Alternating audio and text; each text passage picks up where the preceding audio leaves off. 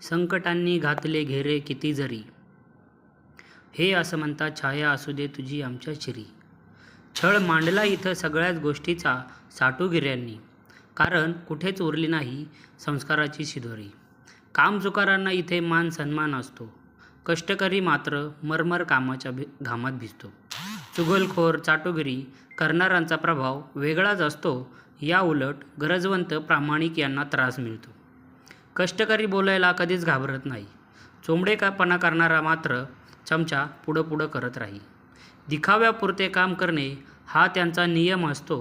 बघा बघा, काम चुकार ते काम चुकारच असतात.